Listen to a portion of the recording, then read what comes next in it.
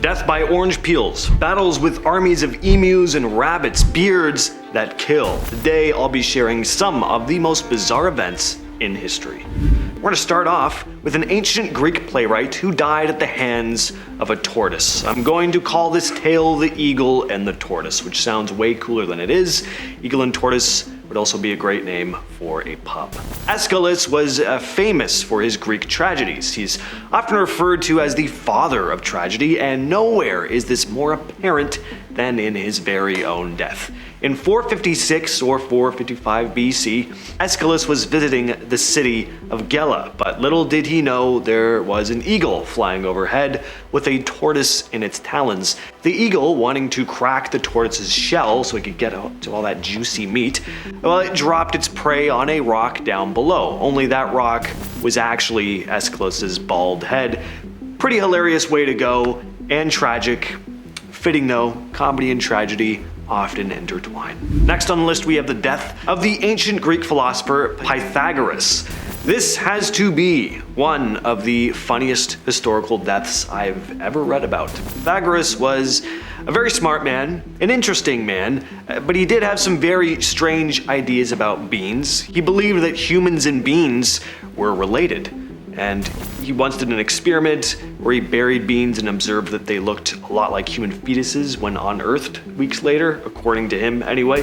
So naturally from that point on, he figured that beans must have souls of their own, so harming or eating them would be incredibly inhumane and even evil. Well, Pythagoras refused to admit a man named Chilon into the commune that he'd built, where everyone would, philosophize, and they were part of this kind of group.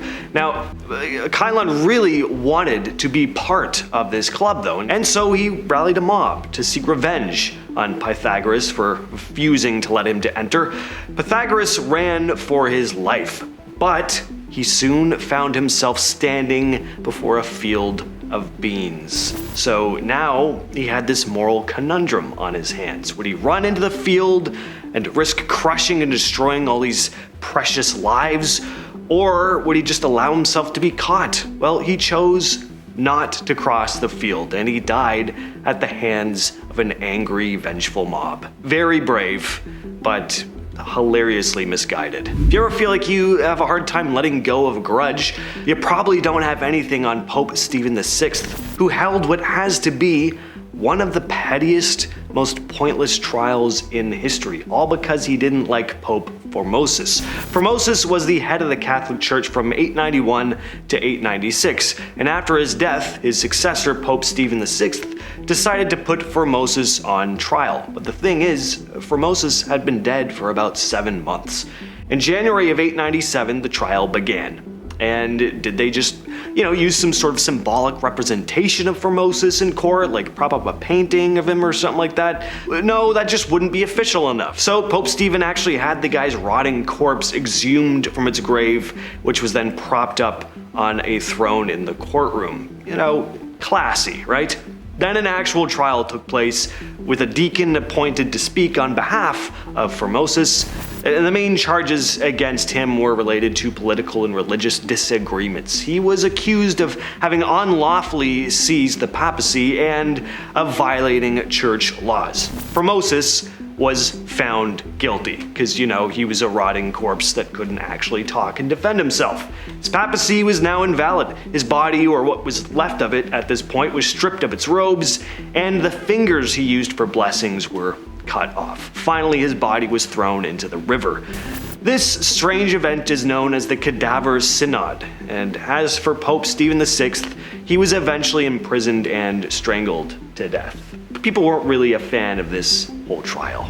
Next up, we have the rabbit attack. Napoleon Bonaparte had huge triumphs and some even bigger defeats, like at the Battle of Waterloo, for example. But one of his defeats isn't brought up nearly as much in history textbooks, and that's because Napoleon suffered a defeat so embarrassing, so unbelievable, that he must have wanted this scrubbed from the record entirely. But I think everyone surrounding him just found it too funny to forget.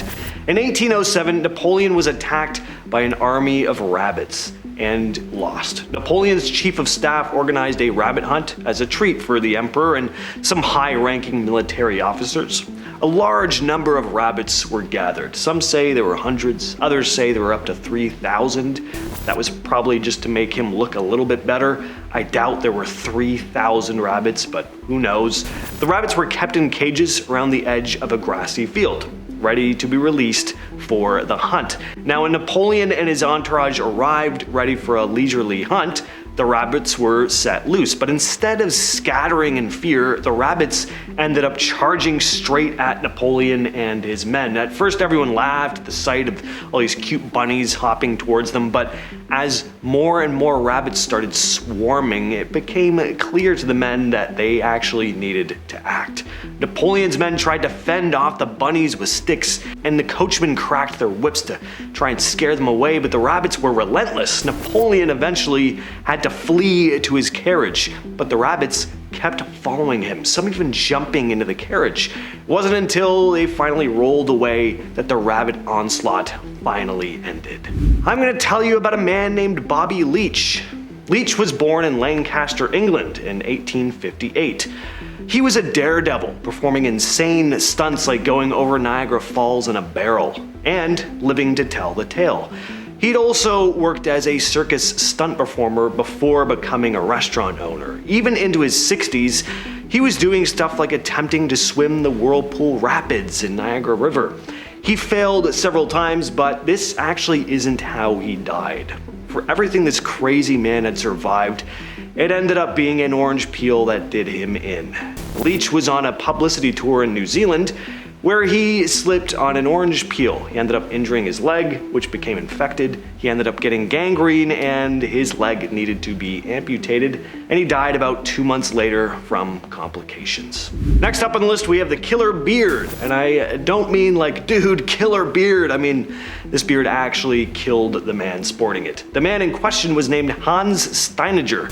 Hans Steininger was born in 1508 and grew up to be well known in Austria. Not only did he become the mayor of his town, but he also had an incredibly long beard, measuring about 4.5 feet. Now, normally Steininger kept his beard neatly rolled up and tucked into a leather pouch to keep it out of the way, but one day in 1567, there was a big fire in the town, causing chaos and panic amongst the people.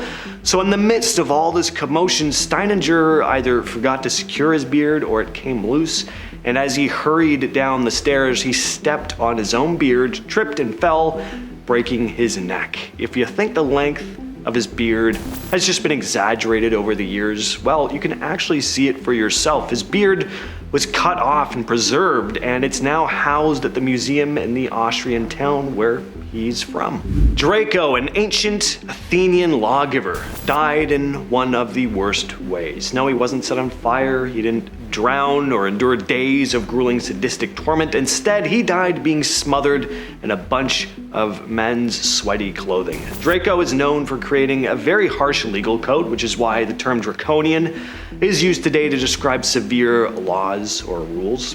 Draco was presenting his new policies to a crowd of wealthy Greeks one day, and these policies were incredibly strict, but for some reason the crowd was just thrilled with this guy, and their excitement turned into a chaotic celebration. In their enthusiasm, the people started taking their clothes off and throwing them at him, as people are known to do.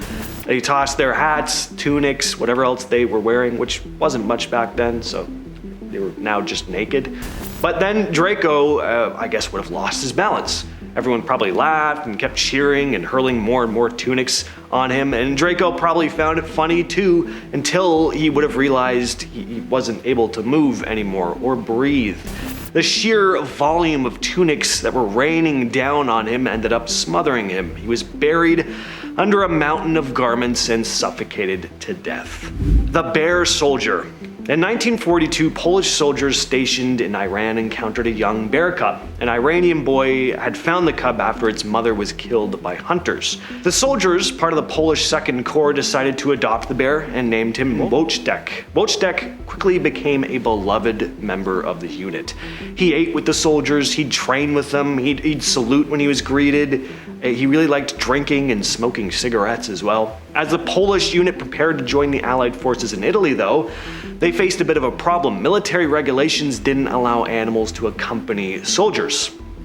So what did they do? Did they leave him behind? No, instead they officially enlisted Wojciech as a private in the Polish army, complete with his own paybook, rank, serial number. Wojciech would actually help out too. He'd move heavy crates of ammunition, mimicking the soldiers by standing on his hind legs and carrying boxes. After the war, Wojciech traveled with the soldiers to Scotland, where he lived at the Edinburgh Zoo until his death in 1963. Alright, Robert Liston may have been a fast surgeon, but he's probably remembered as one of the worst after an absolutely disastrous surgery led to the death of 3 people, only one of them actually being a patient. Robert Liston was a British surgeon in the 1800s. He was working at a time where there were no anesthetics, so surgeries needed to be performed fast. Now, for one, the patients would be in incredible pain, but they could also die from shock, so, in all fairness to him, time was always of the essence, but my God, he really messed up in this one procedure. He was amputating a patient's leg, but in his haste, he accidentally cut off 2 of his own assistant's fingers. The assistant later died of gangrene. Liston also accidentally swiped at a fellow doctor, cutting into his coat, and the elderly doctor, thinking he'd been now cut open, caught such a fright that he suffered a heart attack and died. And finally, the patient the guy was operating on also got gangrene and died soon after the procedure. Many countries are known for wars and great battles fought throughout history, and Australia is no exception. But what war took place in Australia, and who was it against? Well, Australia wasn't in battle with another country here. They weren't even in a war with human beings. They were fighting a battle against the mighty creatures known as emus.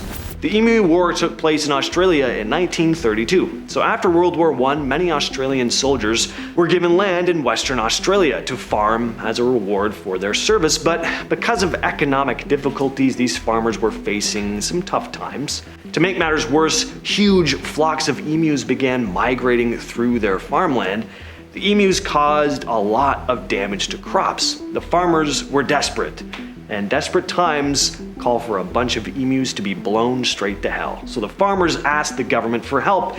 In response, the government decided to send soldiers to reduce the emu population by wasting them. The war began in November of 32, but it quickly became clear it wasn't going to be easy. The emus proved to be surprisingly difficult to target. They were fast, agile. They had a knack for dispersing into smaller groups. Over the course of a few weeks, they only managed to kill a small number of emus compared to the vast numbers roaming the farmland.